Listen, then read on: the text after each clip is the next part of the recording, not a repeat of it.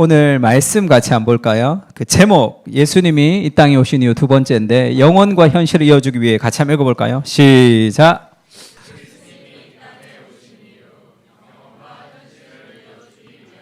네, 좋습니다. 우리 한번 인사하고 시작할 거예요. 메리 크리스마스. 한 번 더 인사 좀 합시다. 예, 네. 아, 쑥스러워. 오늘 요한복음 1장 1절에서 14절인데 우리 다 읽지는 않고 우리가 1장 1절에서 4절까지 그리고 9절부터 그렇게 읽으면 좋겠습니다. 제가 한 절 읽고 여러분 한 절 읽고 이렇게 하겠습니다. 태초에 말씀이 계시니라. 이 말씀이 하나님과 함께 계셨으니 이 말씀은 곧 하나님이시라. 만물이 그로 말미암아 지은 바 되었으니 지은 것이 하나도 그가 없이는 된 것이 없느니라. 빛이 어두움에 비추되 어두움이 깨닫지 못하더라.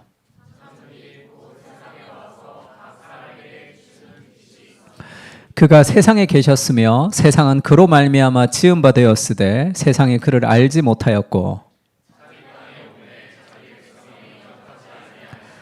영접하는 자 곧 그 이름을 믿는 자들에게는 하나님의 자녀가 되는 권세를 주셨으니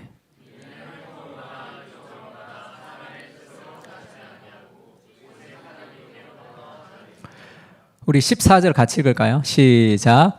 말씀이 육신이 되어 우리 가운데 거하심에 우리가 그의 영광을 보니 아버지의 독생자의 영광이요 은혜와 진리가 충만하더라. 아멘. 우리가 성탄을 할 때 우리가 14절에 읽었듯이 예수 그리스도가 육신이 되어서 이 땅에 오셔서 우리 가운데 하나님의 은혜와 영광을 보여주는 어떤 통로로 오셨다. 그렇게 얘기합니다. 그러니까 우리가 지금 살아가는 세상 속에서 보이는 세상 속에서 우리가 매몰되어 살아가는데 그리스도를 통해서 보이지 않는 세상에 하나님을 만날 수 있다. 그렇게 얘기하고 있는 거예요. 그래서 성탄은 하늘에는 영광이다. 땅에는 평화다. 이런 얘기하죠. 그것을 본 목자들도 그렇게 얘기합니다. 자기들에게 이르던 바와 같이 듣고 본 그 모든 것으로 인하여 하나님께 영광을 돌리고 찬송하며 돌아가니라. 그래서 이 성탄은 뭐라 그럴까? 이 세상의 어떤 무엇이 아니라 하늘이 땅으로 연결되는 사건이죠.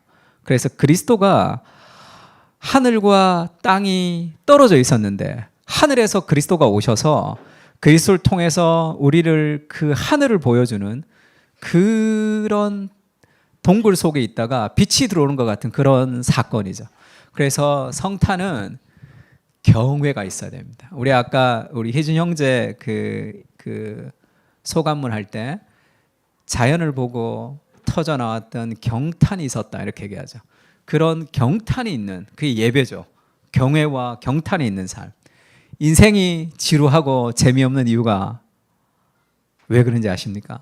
삶에 경외가 없거든요. 다 돌아가는 삶의 루틴. 그 성탄은 그런 우리 삶의 그 경외를 회복시킨단 말이에요. 버트란드 러셀이라는 사람이 있죠. 나는 왜 크리스찬이 아닌가라는 책을 쓰기도 했습니다.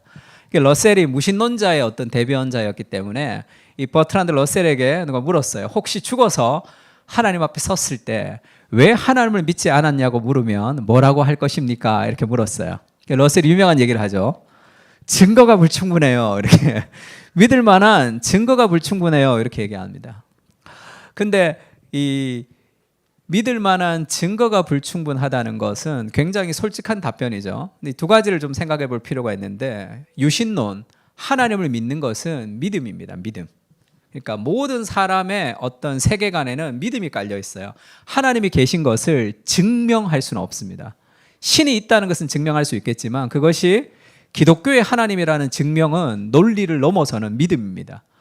그러면 무신론, 이 러셀 같이 나는 무신론, 하나님을 믿지 않는다는 것도 증거가 있냐 하면 그것도 없어요.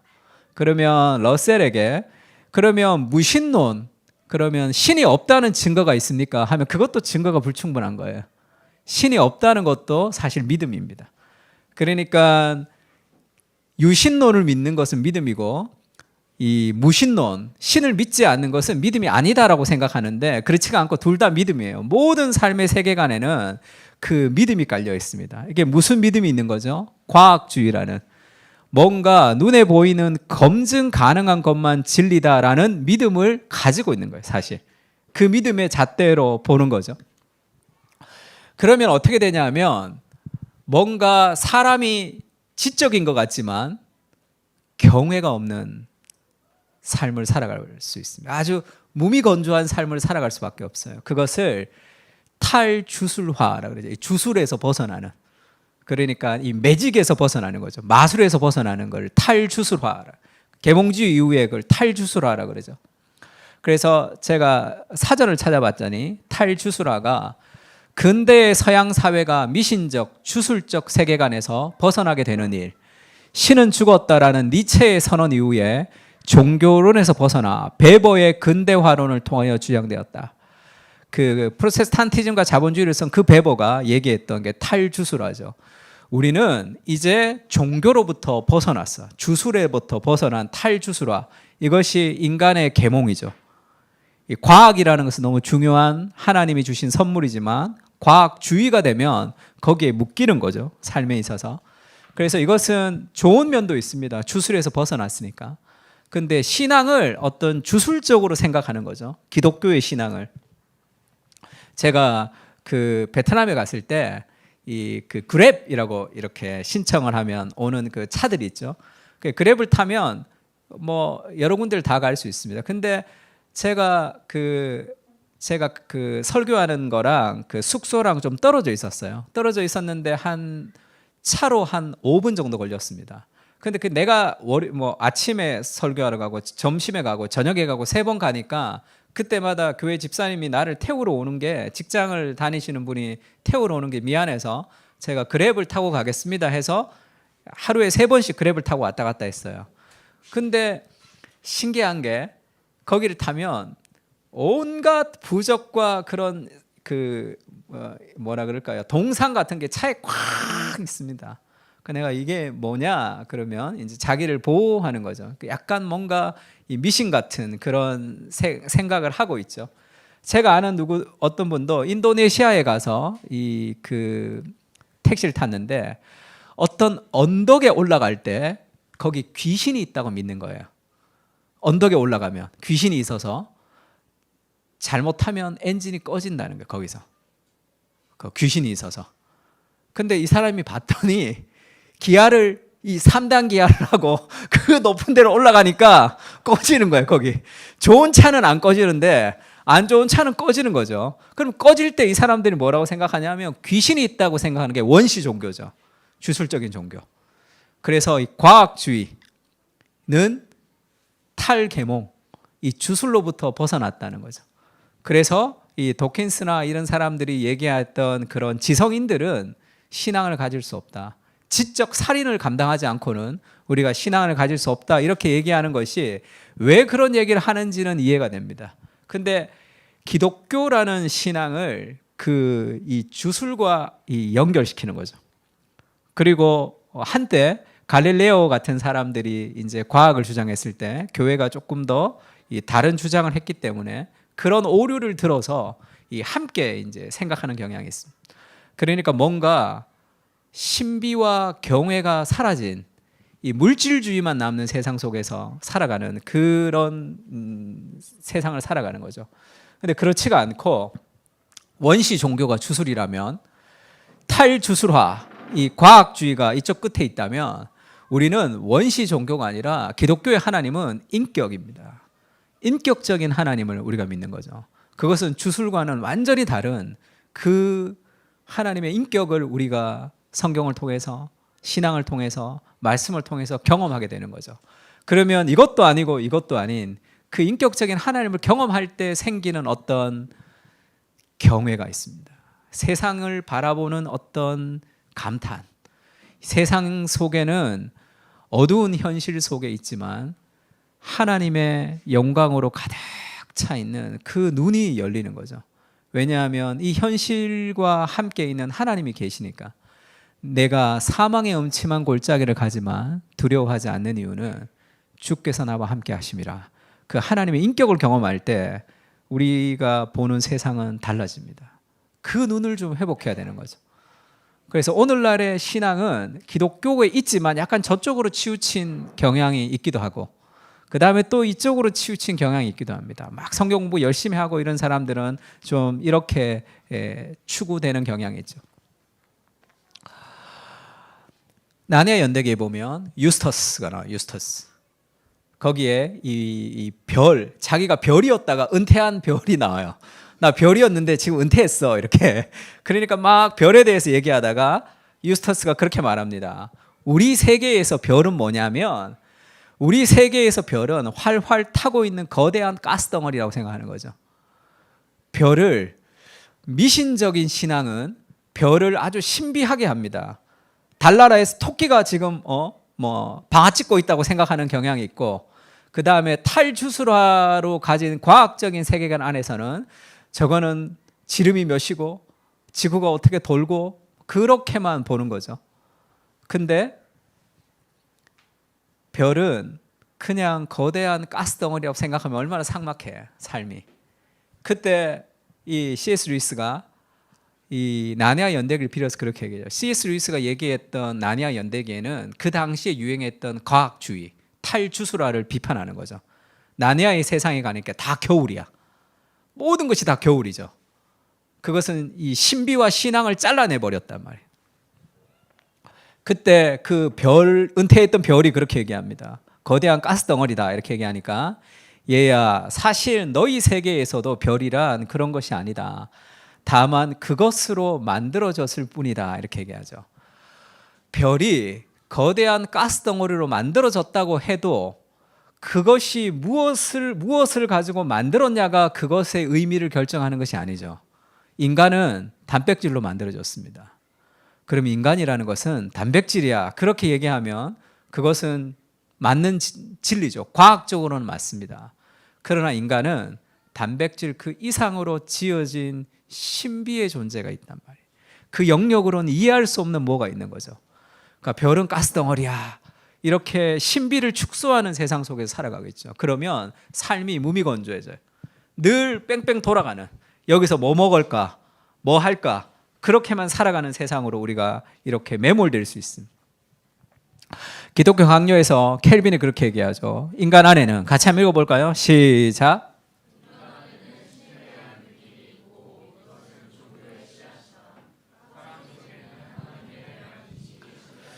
인간 안에는 신에 대한 느낌이 있고, 이것이 종교의 씨앗입니다. 다시 얘기하면 인간 안에는 별이 가스덩어리로 살아가면 그것이 아무리 그렇게 믿어도 만족하지 못하는 삶의 갈망이 있다는 뜻이에요. 그런 보이는 세상 속에서 만족하며 살아갈 수 없는 어떤 갈망이 우리 안에 있는 거죠. 끊임없는 삶의 갈망. 그것이 우리를 열심히 일하게 하고 공부하게 하고 돈 벌게 하고 사랑하게 하지만 그것으로도 채울 수 없는 무엇이 있습니다. 경이라는 세상이라는 이종태 교수님 책에서 주술의 시대가 지나갔어요. 이제 그 다음에 과학의 시대가 왔습니다. 그러니까 탈주술화는 인류에게 많은 혜택을 가져다 주었죠. 주술에서 벗어난 계몽주의니까. 동시에 무의미의 문제를 안겨주었죠. 더 이상 인간은 의미로 가득 찬 하나님의 창조한 코스모스 속에 있는 존재가 아니라 의미와 무관한 텅 빈 공간 속을 떠도는 존재. 그래서 이 신비를 벗어난, 그것이 무언가 좋은 면도 있지만 우리에게 의미를 상실해버린 거죠. 그럼 의미가 없잖아. 이 세상을 살아가는 삶에 우주라는 것은 the space예요. 그냥 공간일 뿐입니다. 우주는 하나님의 영광으로 가득 찬 하나님의 창조 세계와 하나님의 숨결과 하나님의 손끝으로 오늘도 우리 가운데 섭리하는 공간이 아니라 단순한 스페이스. 그러면 의미가 없잖아요. 삶에 있어서 삭막해지는 거예요. 점점. 올리버 웬델 홈즈라는 미국의 대법원장을 했던 사람이죠. 이 사람은 굉장히 진화론자입니다. 그 사람이 그렇게 친구랑 전화하면서 그렇게 전화했대요. 냉철하게 생각한다면 현대인은 인간이 결국 원숭이와 모래 아래 의미와 다를 이유가 없음을 인정해야 된다. 같은 DNA를 가지고 있기 때문에 냉철하게 얘기하면 인간이란 존재는 결국 원숭이랑도 똑같고 모래 아래가도 똑같은 존재다. 그래서 우리는 우주의 한낱 먼지에 불과하다, 이렇게 얘기하죠. 그래서 이 코스모스 같은 책이 왜 그렇게 사람들이 좋아하느냐 하면 두 가지를 다 합쳤기 때문에 그래요. 과학주의는 굉장히 딱딱한데 이 칼 세이건 같은 코스모스는 그거를 굉장히 서사적으로 펼칩니다. 인문학적으로 펼쳐서 두 가지를 합치죠. 그러나 결론은 인간은 우주의 한낱 먼지에 불과한 거예요. 의미가 없습니다. 그래서 허무한 인생을 우리가 허무하지 않게 살려면 오늘을 최선을 다해서 살아야 된다. 그런 결론으로 이렇게 가지고 오는 거죠. 그것이 지적으로는 맞을지 모르지만 그 삶의 어떤 갈망을 해결해 주지 못한다고. 그래서 이 사람도 결국 원숭이나 모래알의 의미와 다를 이유가 없음을 인정해야 한다. 이렇게 그렇게 믿어요. 그러나 이런 생각이 고개를 쳐들 때면 나는 아래층으로 내려가 홀로 카드 놀이를 해야 된다는 거예요. 왜 그렇죠? 나는 진화론자라 인간이란 존재는 결국 단백질이고 모래알과 원숭이랑 똑같은 존재라는 것을 믿어요. 근데 그것이 의미를 줄 수 없기 때문에 이런 생각이 고개를 쳐들면 아래층으로 내려가 홀로 카드 놀이를 해야 되면서 마음을 달래는 이유가 뭡니까? 인간이란 존재는 그 이상의 존재. 그것을 자꾸 축소시키는 거죠. 삶에 있어서. 그 갈망을 축소시킨단 말이에요. 제가 우리 김상욱 교수님 이 End of Time이라는 그 책을 소개하는 걸 봤는데 아주 재밌게 잘 봤습니다. 그런데 이제 어떤 얘기가 흥미로웠냐면 달이 왜 지구를 도는가 이렇게 얘기했어요. 우주에는 중력이 없다고 생각하는데 중력이 없는 건 없죠. 중력이 없을 수는 없습니다. 그 중력이 있는 거죠. 그러니까 달은 원래 이렇게 돌다가 이렇게 중력 가운데 떨어져야 되는 거예요. 우주에는 무중력 상태가 아니라 중력이 없는 상태는 없죠. 그냥 이렇게 떠도는 거죠. 그럼 달은 그러면 왜 그렇게 이렇게 지구를 도는가 하면 이렇게 공을 강하게 던지면 이렇게 쭉 가다가 떨어지죠. 중력 때문에. 더 세게 던지면 쭉 가다가 더 떨어지죠. 정말로 세게 던지면 이렇게 지구 한 바퀴를 돌아서 여기까지 이렇게 온다는 거예요. 그러니까 달은 중력의 영향을 받아서 지금 떨어지는 것인데 어떤 강한 힘이 지금 이렇게 탁 시작이 돼서 이렇게 돈다는 거예요.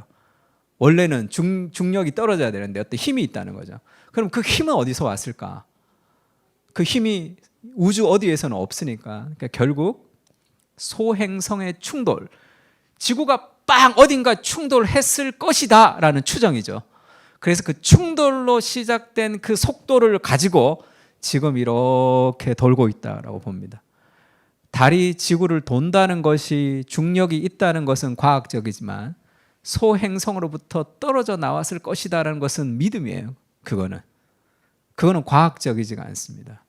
근데 왜 그러냐 하면 뭔가 속도가 있어야 되잖아요. 근데 그 속도가 어디서 어떻게 있는지는 알 수 없으니까 그렇게 얘기할. 그러니까 너무 재밌었어요. 저는 굉장히 합리적이고 이성적이고 과학적인 얘기들이 너무 많지만 또 어떤 부분은 믿음이죠. 그 삶에 그 믿음을 가지고 해서 모든 사람은 자기의 세계관의 가장 베이스에는 어떤 믿음이 존재합니다. 증거가 불충분해라는 것은 과학적 세계관으로 세상을 보겠다라는 믿음이에요. 그것을 버리지 못. 그 종교를 믿는 거예요, 사실. 그렇게 믿는 거죠. 과학으로 증명할 수 없는 수많은 사건들이 있지만 나는 그것을 믿는다는 그 믿음을 가지고 있을 뿐입니다. C.S. 루이스가 그런 얘기를 한번 했는데요. 폭포가 장엄하게 막 폭포를 보면 나야가라 폭포 같은 걸 보면 와 장엄하다 이렇게 얘기하잖아요. 그러면 그것은 주관적인 느낌이다 이렇게 얘기하죠. 폭포의 장엄 와 하는 것은 주관적인 느낌입니다. 객관적인 진리가 뭐냐면 그거는 폭포의 폭이 몇 센치, 몇 메타, 높이가 몇 메타, 떨어지는 힘이 이 각도가 몇 도, 이거는 객관적인 진리예요. 근데 폭포를 보고 와 장엄하다 이렇게 얘기하는 것은 주관적인 느낌이라는 시대를 살고 있죠. 그래서 모든 것을 객체화, 대상화시키는 그 마법의 손이 결국 인간 자신도 물체화시키고 말 것이다. 그러니까 어떤 내 계몽의 잣대, 내 이성의 잣대, 어떤 과학이라는 잣대로 내가 세상을 보기 시작하면 마이더스의 손 같아요. 다 그렇게 측정할 수 있습니다. 근데 결국 나도 어떤 이 금이 돼버리는 그렇게 되는 거죠. 그러면 그 잣대로 보면 사랑이라는 게 무엇인가? 사랑이라는 것은 뇌에 뭐 도파민이 뭐 이렇게 생기는 것이고, 그래서 뇌과학 하는 사람들은 이 뇌를 결국 우리가 다 해부하면 여기에 자극을 주면 사랑이 생기고 여기에 자극을 주면 슬픔이 생긴다라고 생각하는 거죠. 인간을 객체화시킨다. 그러면 얼마나 삭막해. 사실 점점 삭막해지는 세상을 사는 거죠. 그렇지가 않습니다. 폭포를 보고 장엄하다라고 얘기하는 것은 그 안에 내재되어 있는 무엇을 보는 거예요. 그 안에 하나님의 창조물 안에 있는 그 하나님의 무엇을 보고 느끼는 삶의 자연스러운 반응입니다. 그래서 정말로 아름다운 자연을 보고 와 하고 하지 않는 사람을 우리가 어떻게 생각해요? 뭔가 정서적으로 문제가 있다고 보잖아요. 그거는 그 안에 있는 어떤 내재된 무엇을 내가 발견하지 못하는 거죠. 그것은 주관적인 느낌이 아니라 이미 내재되어 있는 어떤 무엇이 있는 거죠. 그거를 보는 눈이 있어야 되는 거죠. 그거를 보고 그거를 경탄하고 그것을 즐거워하는 그 눈이 좀 필요합니다. 삶에 있어서. 제가 어디 그 영상 하나 봤는데 최민수라는 그 영화배우 부인이에요. 그 미국에서 살았는데 그 엄마가 그 집에 왔나 봐요. 캐나다에서 사는 엄마가 그 집에 왔어요. 그러니까 뭐 결혼하고 남자 3명 키워 아들 셋 최민수까지 셋인가 보다. 이렇게 남자 셋과 이렇게 살았던 거죠. 몇십 년을 살았던 거였죠. 그래서 캐나다에서 엄마가 와서 이제 잠깐 있는 것 같아요. 그러면서 주은아 너무 이쁘다는 거야. 그 이 찻잔이 너무 이쁘다 그랬더니 막 감격해서 울더라고. 왜냐하면 남자 3명은 그걸 모르잖아. 자기가 이때까지 그런 거 없이 살았던 거야. 예쁘게 해놓고 아름답게 해놓고 한 거 그냥 쑥 지나간단 말이야 다. 근데 엄마가 와서 와 너무 이쁘다 하니까 막 자기 잃어버렸던 정서가 막 회복되는 것 같다고 막 감격하더라고. 정상이죠. 그 아름다움을 아름답게 볼 수 있는 그 안에 내재되어 있는 의미가 있습니다. 그거를 자꾸 빼버리면 삭막해지는 거예요. 삶에 있어서. 전도서 3장 11절 같이 읽을까요? 시작.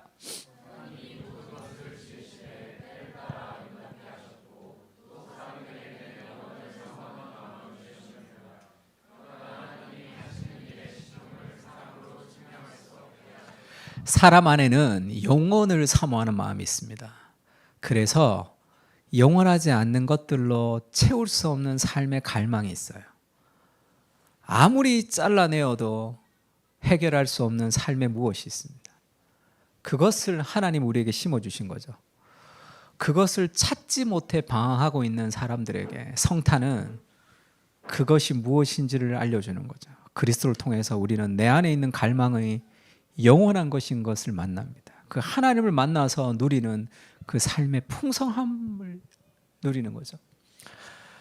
그래서 C.S. 루이스가 그렇게 얘기합니다. 우리가 원하는 것이 있는데 인생에 그 갈망이 무엇이냐 하면 아름다움을 보는 것, 단순히 아름다움을 보는 것이 아니라 비록 아름다움을 보는 것만 해도 축복이기는 하지만 진정으로 인간이 원하는 것은 우리가 그 아름다움과 자신이 하나 되고 그 아름다움 속으로 자신이 들어가고 그 아름다움 속으로 받아들이고 아름다움 속에 온통 잠기고 결국 자신이 그 아름다움의 일부가 되는 것을 원하는 거예요. 이것이 인간 안에 있는 가장 깊은 삶의 갈망입니다. 하나님과 더불어 교제할 때 누리는 그 아름다움 속에 동참한 그 은혜가 하나님과 멀어지면서 우리 안에 그런 어떤 갈망이 있는 거죠. 우리는 단순히 아름다움을 보는 것만으로 만족할 수 없습니다. 그 아름다움에 내 존재가 일부가 되고 싶은 거예요. 그때 삶의 진정한 의미가 거기 생기는 거죠. C.S. 루이스가 예기치 못한 기쁨이라는 책에서 자기가 어릴 적에 예수님 믿기 전에 어릴 적에 자기가 경험했던 몇 가지 사건을 이렇게 얘기하는데 그 중에 하나가 자기 형이 있어요. 자기 형도 그 소설 쓰고 했던 아주 유명한 사람이에요. 그러니까 어린 시절부터 감수성이 있었나 봐. 자기 형이 도시락통, 양철 도시락통 그 버린 거에 이 밖에서 잔디를 이렇게 깔아왔어요. 그래서 거기다 저렇게 잔디를 정원을 만든 거야. 그러면서 이 소꿉놀이 하듯이 동생한테 야, 이 정원 만들어 왔다 이렇게 정원을 딱 보여준 거예요. C.S. 루이스가 어린 시절에 그 정원을 딱 보는데 말할 수 없는 어떤 감정 거기에 사로잡힌 거예요. 그걸 이렇게 표현했습니다. 그때 내게 덮쳐왔던 감각을 제대로 표현할 말을 찾기가 쉽지가 않다. 밀턴이 말한 에덴의 어마어마한 희열 정도가 그나마 적당한 말일 것이다.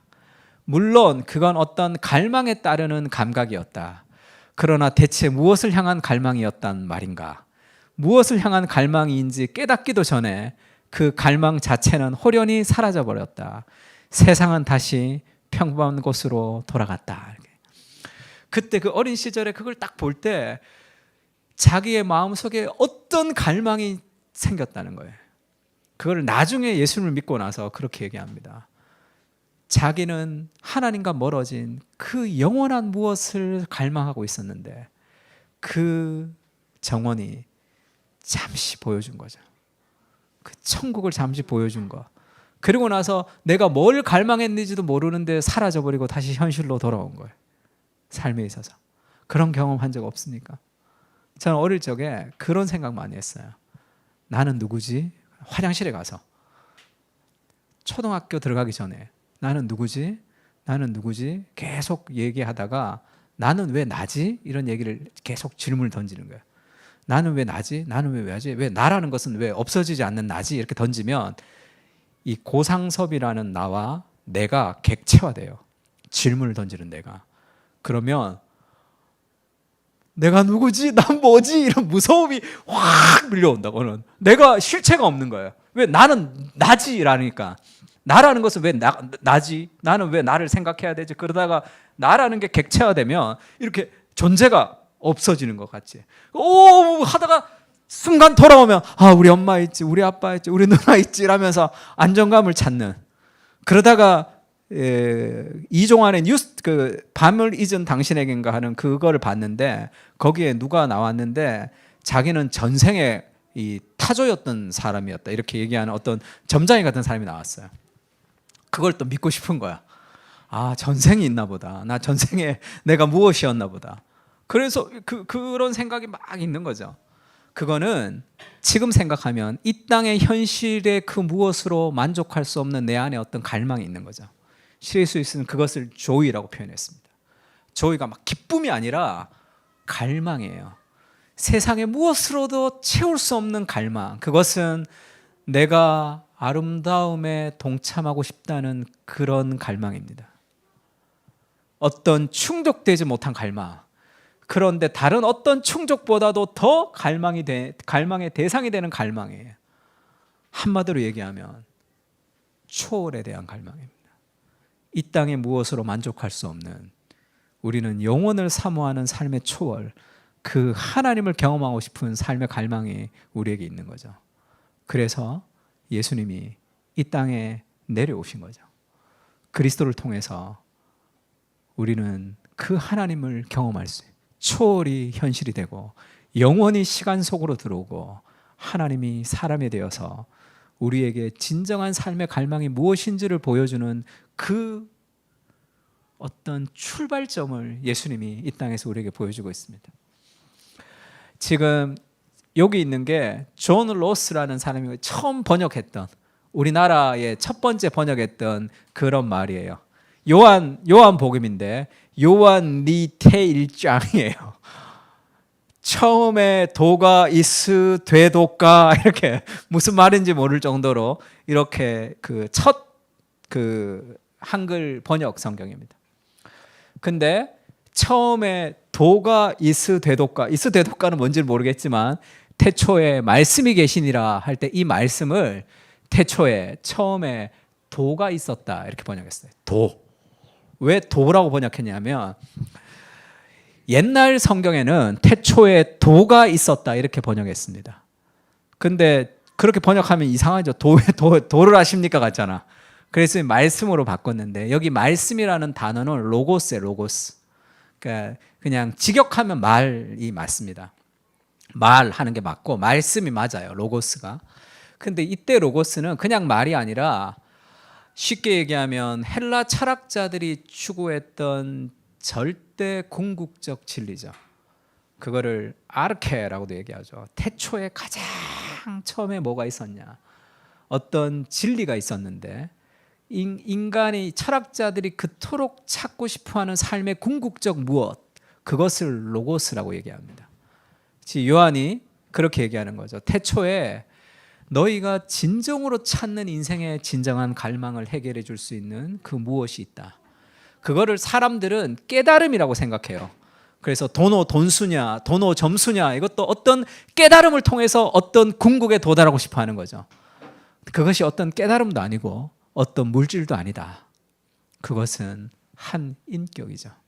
태초에 진리가 있었는데 너희가 궁극적으로 찾는 무엇이 있는데 그것은 한 인격 안에 있는 그 인격이 사람이 되셔서 우리 가운데 오셔서 그의 인격을 경험할 때 너의 인생에 그토록 갈망했던 삶의 진정한 그 아르케를 찾을 수 있다. 그렇게 얘기하고 있습니다. 태초에 그 도가 있었는데 너희가 진정한 만족과 갈망, 그 아름다움이 있었는데 그것은 하나님과 함께 계셨고 그 말씀이 곧 하나님이시에 성부 하나님과 함께 있었지만 성부 하나님이 아닌 그가 태초에 하나님과 계셨고 만물이 그로 말미암아 지은 바 되었는데 지은 것이 하나도 그가 없이 된 것이 없는 천지를 창조하셨던 그 하나님이신 예수 그리스도가 사람이 된 거죠. 14절 다시 한번 읽을까요? 말씀이 시작.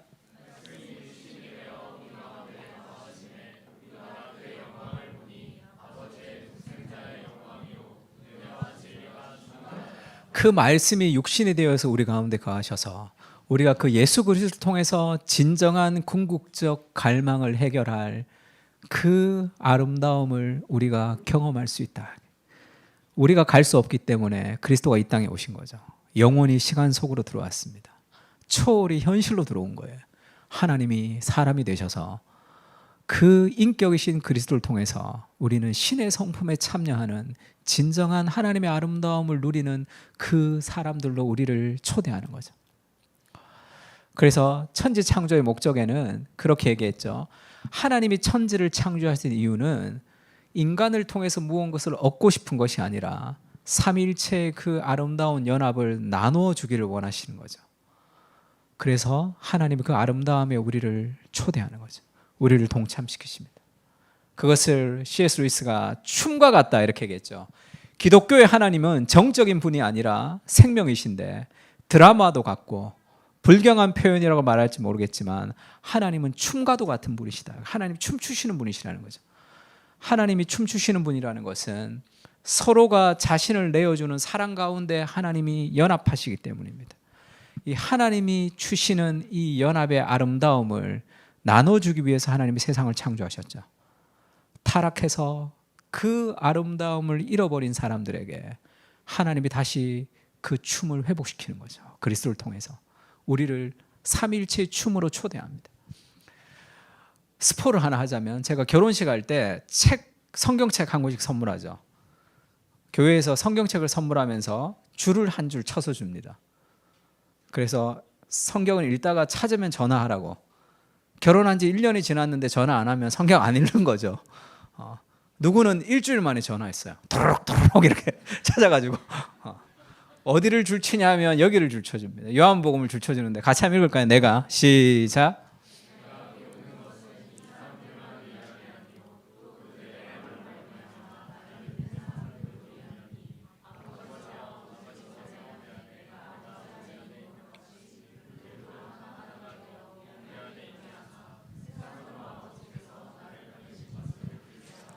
왜 여기를 줄쳐서 주느냐 하면 가정도 그렇고 교회도 그렇고 개인도 그렇습니다. 예수님이 기도하는데 아버지여 아버지께서 내 안에 내가 아버지 안에 있는 것 같이 그들도 다 하나가 되어 우리 안에 있게 하사 세상으로 아버지께서 나를 보내신 것을 믿게 하옵소서. 내가 아버지와 하나가 된 것처럼 너희도 하나가 되라 할 때 이것은 우리가 하나 된 거 봤지 너희도 하나 돼, 그 얘기가 아니에요. 도덕적 교훈과 본을 따라 너희가 하나 되도록 힘쓰라는 말이 아닙니다. 아버지와 내가 하나가 되는 그 삼위일체의 연합 속으로 우리 안에 있게 하사 우리를 초대하는 거예요. 예수님을 믿는다는 것은 삼위일체의 연합 안으로 우리가 들어가는 겁니다. 그 아름다움의 한 부분이 되어 그 아름다움을 맛보고 누리고 그것을 경험하며 내가 그 하나님의 아름다움의 한 조각이 되어 세상 가운데 하나님의 아름다움을 나누며 살아가는 그런 인생의 참된 의미를 회복하는 그것으로 하나님 우리를 초대하시는 거죠. 하나님의 말씀을 통해서, 예배를 통해서, 공동체를 통해서, 은혜를 통해서 우리를 그렇게 초대하신다. 그때 인생에 내가 찾던 것이 이것이구나라는 삶의 완전한 만족을 통해서 우리가 살아갈 수 있는 거죠. 제가 작년에 이 TGC에 성탄은 신화가 사실에 된 사건이다라고 글을 하나 쓴 적이 있습니다. 제가 건망증이 많기 때문에 성탄에 대해서 이렇게 쳤더니 이런 좋은 글이 있어서 봤더니 제가 쓴 거더라고요. 그래서 이렇게 좋은 글을 언제 썼지? 네, 이렇게 봤어요. C.S. 루이스가 그렇게 얘기해요. 부부 관계를 하는 순간에 쾌락을 조사하거나 회개하는 동안에 회개를 연구할 수 없고 폭소를 터뜨리는 동안에 유머의 본질을 분석할 수 없습니다. 그러나 그 순간이 아니면 이런 것들은 정말 알 수 있을 때가 언제이겠습니까? 삶에는 경험적 지식이 있고 설명적 지식이 있습니다. 우리가 막 웃을 때 폭소에 대해서 연구하지 않아요. 폭소란 무엇입니까? 유머란 무엇입니까? 라는 설명적 지식은 이미 폭소가 지나간 한참 뒤에 그것을 경험하고 나서 생각하는 생각일 뿐이에요. 막 깔깔깔 웃을 때는 그것에 대해 추론할 수 없습니다. 그것에 대해서 생각하지도 않죠. 그러나 우리가 안다고 할 때 폭소가 무엇인지, 유머가 무엇인지, 회개가 무엇인지가 아는 것이 아니라 그 즐거워하는 그 순간 그것이 정말 알미죠. 설명할 수 없지만 그것을 경험하는 암, 그것이 신앙이라는 거죠. 하나님이란 무엇인가? 하나님이란 누구신가? 교리란 무엇인가? 그것도 중요하지만 그것은 경험하고 난 뒤의 정리일 뿐입니다. 그 하나님을 만나는 거죠. 우리가 찬양하면서, 우리가 예배하면서, 하나님 말씀을 묵상하면서, 기도하면서 그 하나님의 아름다움을 맛보고 누리고 동참하는 것. 그것에 마음을 좀 열어야 됩니다. 우리도 어떤 이 탈주술화의 세계관이 우리 가운데 깔려있기 때문에 내 삶 가운데 하나님이 침투해 오는 것을 지금 이렇게 뭐라 그럴까요? 방어하고 있는 그런 느낌이 좀 들어요. 하나님 앞에 내 삶을 드리는 거죠. 기도하면서 하나님이 내게 주시는 낯선 감각이 있습니다. 세상이 줄 수 없는 인간의 오감으로 경험하는 그 무엇이 아닌 하나님이 찾아오셨다는 것을 경험하는 그런 삶의 경험이 있어요. 그것을 주시기 위해서 예수님이 이 땅에 오신 거죠. 그 그리스도를 통해서 하나님의 영광을 볼 수 있다, 그렇게 얘기합니다. 구약에 그 누구도 볼 수 없었던, 감히 범접할 수 없었던 그 하나님의 영광을 말씀이 육신이 되어 우리 가운데 거하셨는데 우리가 그분을 통해서 거룩하신 하나님의 영광을 맛보고 누릴 수 있는 거죠.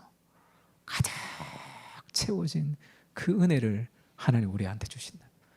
그것이 그리스도가 이 땅에 오신 이유입니다. 성탄을 통해서 그 세계를 열어놓은 거죠.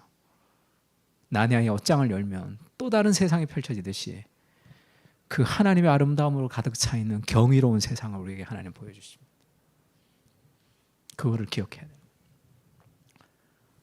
원더라는 경이가 가득 차면 원더가 풀 되는 거죠. 그래서 원더풀이라고 영어 사전을 찾아봤더니 원더풀의 고대의 단어다 이렇게 나오더라고요. 원래 원더풀 하는 것은 이 경이로움이 가득 차 있는 겁니다. 그것을 좀 회복하는 좀 성탄이 되면 좋겠어요. 그렇지 않으면 어떻게 되는지 알아요? 직장 생활이 힘들고 가정 생활이 힘들고 세상이 힘들고 경제가 힘들고 나라 꼴이 이 모양이고 그 모든 보이는 현실 속에 갇혀서 매몰되며 살아갈 수 있습니다. 세상은 여전히 어둡지만 그 속에 하나님의 영광으로 가득 차 있는 그 삶의 경이로움을 회복하는 거죠. 그리스도를 통해서 그 세계로 하나님 우리를 인도합니다. 그런 은혜가 우리에게 좀 있었으면 좋겠습니다. 우리가 오늘 성찬을 좀 할 텐데, 우리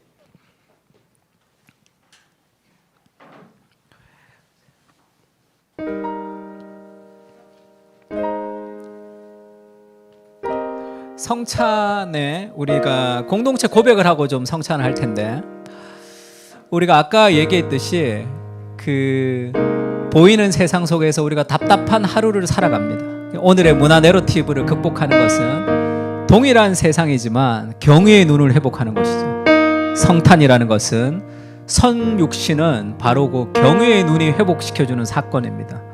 말씀이 육신에 대해 우리 가운데 거하셔서 하나님의 영광을 보여주기 때문이죠. 그리스도를 통해 내 안에 진정한 갈망이 채워질 수 있음을 경험하게 되고 또 다른 세상을 향한 경이로움에 눈 떠야 됩니다. 주관주의의 눈으로 바라볼 때 볼 수 없었던 경의를 회복시켜 이 땅이 진정한 아름다움으로 충만한 원더풀한 곳이 되도록 만들어주는 성탄의 어떤 의미죠. 그래서 예수님이 이 땅에 오신 것은 하나님이 인간이 되셔서 우리를 신의 성품에 참여하는 사람으로 우리를 인도하는 거죠. 그래서 켈빈은 성찬을 하늘로 올라가는 것이다 이렇게 얘기합니다. 하나님이 이 땅에 내려오셔서 우리를 신의 성품에 참여하는 영원한 무엇으로 우리를 올려주신 거죠.